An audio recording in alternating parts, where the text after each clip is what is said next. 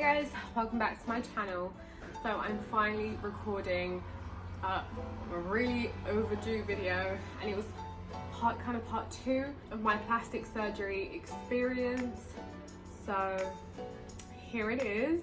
As you can see from the name, from the title of this video, I will be talking about my doctor and the issues surrounding the reason I haven't been telling everyone who my doctor is.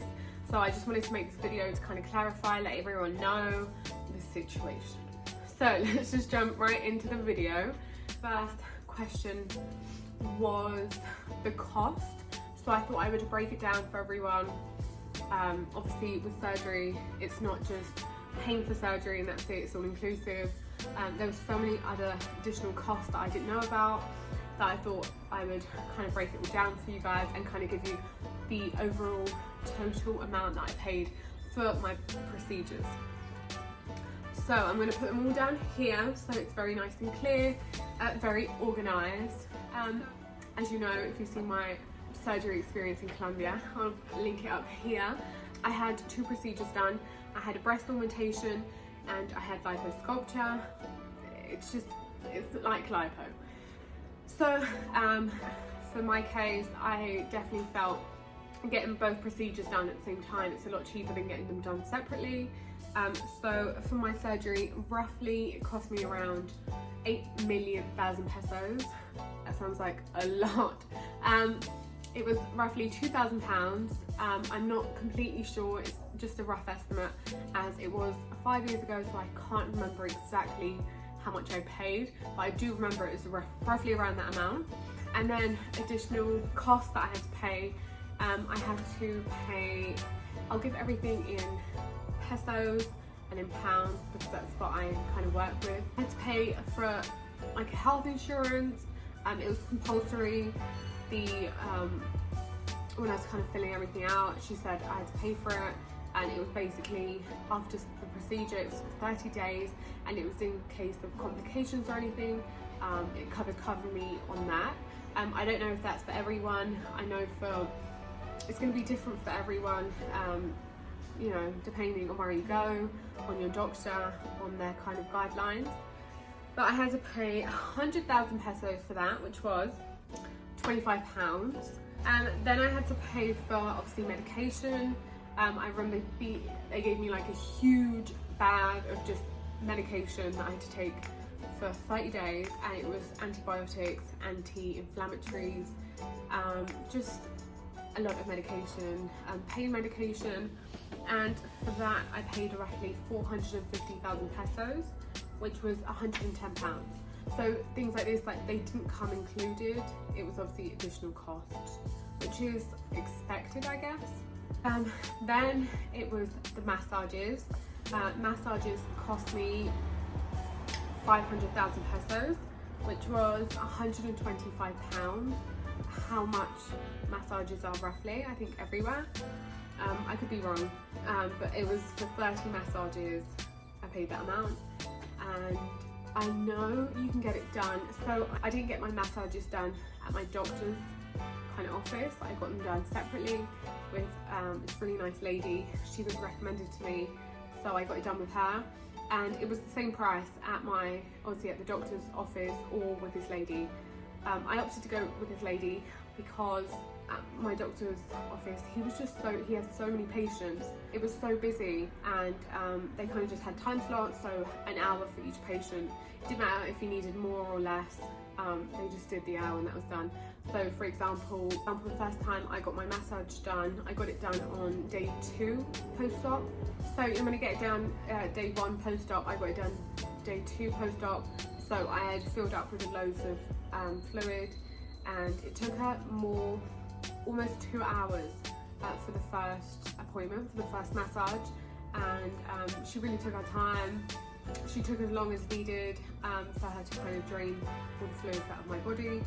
So I just really appreciated that, and I liked how it was more personalised than just kind of the time slots and during and out.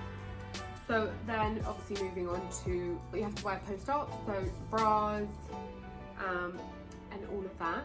So in total I had to wear a bra, I had to wear the faja, I had to wear the compression stockings, and I also had to buy the tabla, which is the board that you put underneath. So it's quite a few bits that you have to buy. I'm going to link down below kind of the brand of fajas I wore. They obviously do everything. They do fajas, they do the bras, they do all the accessories, they do fajas for your arms if you get lipo on your arms, they do the neck thing here. So they do all types. They're really, really good, and they're a Colombian brand, so they know what they're doing. So for example, bras, I got two. They were 120,000 each. That was £30. Then the stockings, I got two. I got two of everything because you have to wear it for 24 hours every day. So you obviously, well, you wash one, you wear one, and then you kind of swap over.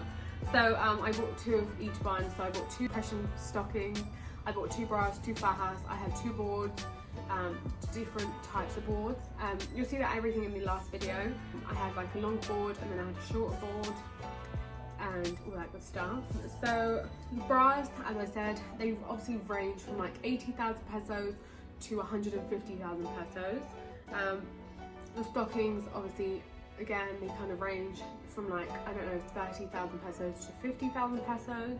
And the faja can range from anything from like 100,000 pesos all the way up to 250,000 pesos, depending on obviously the brand, the quality, if you get long legs, if you get just the make and the model of the faja. So I would say in total, adding all this up, I would say in total I spent £2,415. So from roughly 2,400 to 2,500 pounds, basically. Obviously that's not including what I'm going to get onto now. It's not including obviously flights, accommodation, food and transport, which obviously it's going to be extra costs. The flight, so I had to pay for flight, of course, from London to Pereira. I went in low season, so flights were the cheapest I could get them, which was like £500. I was fortunate enough to not have to pay accommodation because my grandmother lives here, so I stayed with her. So obviously didn't pay for accommodation. Obviously food, it kind of just varies.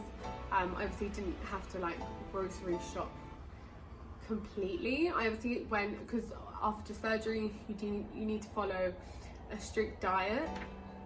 So I did go and get some things to obviously stick to that specific diet. And then transport, I spent quite a bit on transport. I was paying for a taxi on a daily basis to get to and from medical appointments. Obviously my massages, I was going daily to get massages done.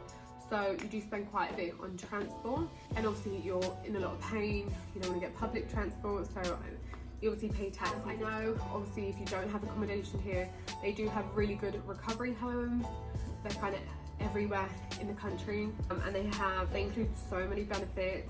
There's like a nurse that's going to help you on a daily basis. I know I needed help the first few weeks to shower and just kind of put on my garments.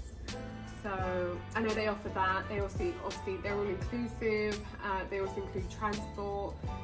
They do massages in the facilities. They have so many benefits. There's really, really good ones.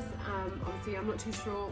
I obviously haven't used one, so I couldn't tell you prices or anything.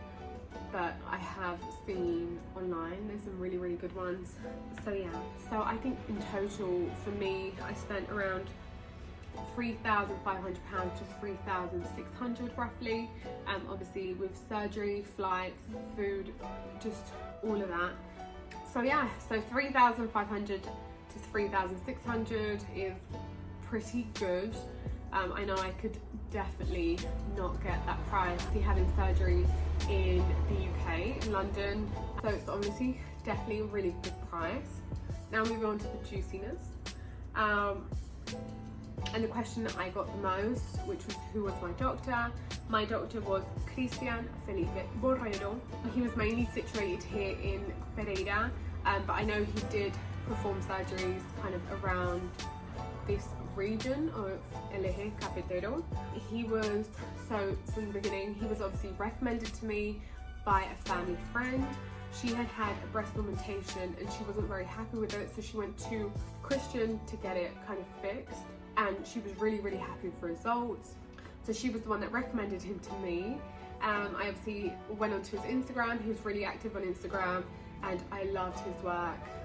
He'd also, I saw from his Instagram, he had kind of done some procedures on some famous models here in Colombia. I've seen the before and afters. I was really happy with the work, so I opted to go with him. He wasn't my only choice. I had kind of been looking around. I had found other doctors that I liked. Really loved everything I saw, so I picked him. Obviously I did the whole process. I called his staff and whatever. Everything was explained in the other video. But yes, that's how I found him. I got in contact with him, and that was how he was the one that did my surgery. Again, he was situated in kind of like the exclusive sector, and he was in the Icono building in Pinares, which is really exclusive sector of the city. I'll put it here, the Icono building. Obviously, when I made the video, I had no idea of the news until I got a few questions of who my doctor was, and there were some questions about not being able to find him online. So I did my own research and I went online. I went to Instagram, I couldn't find him. I went on Facebook, I couldn't find him. No social platforms. So I just went on Google, typed in his name, and I got this news article, which was dated December 2016, where he had been found to be falsifying his documents, and he was actually not a real plastic surgeon, which was such a big shock. I was amazed by the news. So yeah, so I had no idea, so I found out, and obviously in the news article, I'll link it down below if you want to have a read. It was just that he had obviously falsified some documents, his diploma and certificates. He stated that he had gone to a university in Peru, and that was where he had got his diploma and his certification as a plastic surgeon, which was obviously false.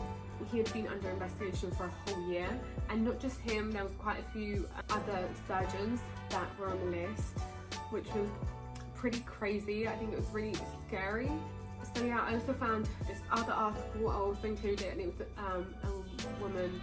She also had surgery with a doctor that was found to not be a real plastic surgeon. She had a breast reduction, and she unfortunately did have some complications. She made a full recovery. She was obviously left with deformities, and she was really unhappy with her results. And it was obviously found out that the doctor was not a real plastic surgeon.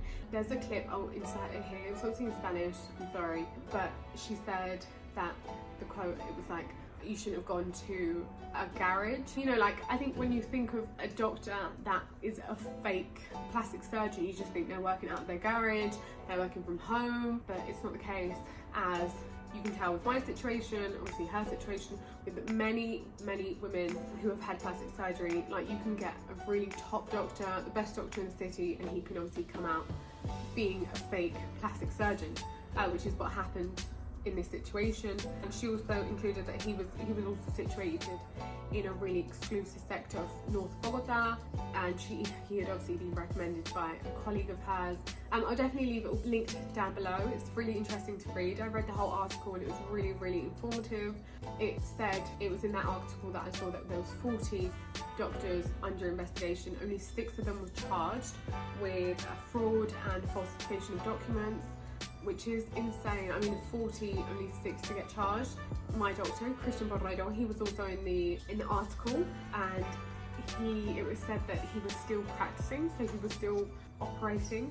He was still working as a plastic surgeon, which is insane. He had been found to still be working, and this was in 2019. So 3 years after he had, it had all come out that he was actually not a real plastic surgeon. In the article, it also stated between 2015 and 2016, there was 43 deaths because of plastic surgery, which I don't know, in my opinion, is pretty high. But obviously there's risk with everything involved. With any procedure, and there's always going to be a risk. I was really upset. Things like I can't get in contact with my doctor because I can't find him. He's just like dropped off the face of the earth. I haven't been able to find him anywhere. And for example, I have no idea if I have saline or if I have silicone implants.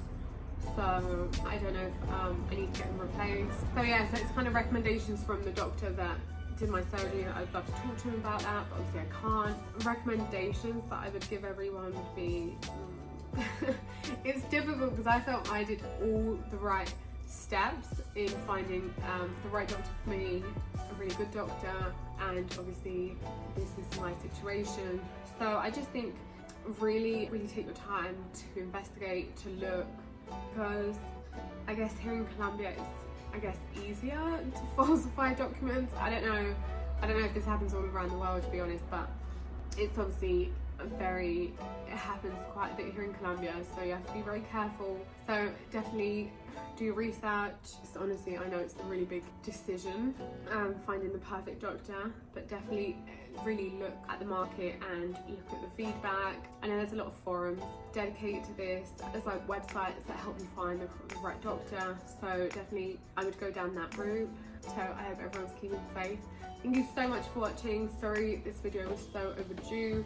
If you enjoyed it, I hope it was informative, and yeah, thank you for watching. I'll see you soon. Bye.